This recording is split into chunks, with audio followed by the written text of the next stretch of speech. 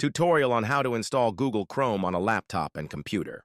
If you haven't already, consider subscribing and leaving the like button, and let's get into the video. Open up the search bar and search for Edge.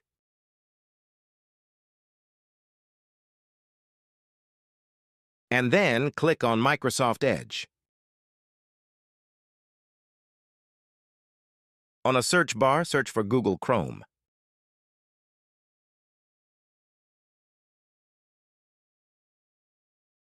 Now make sure you click on the first link.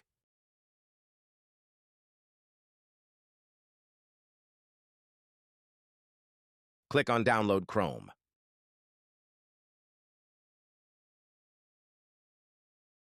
Once it's downloaded, go ahead and click on Open Files. And now it's installing Chrome.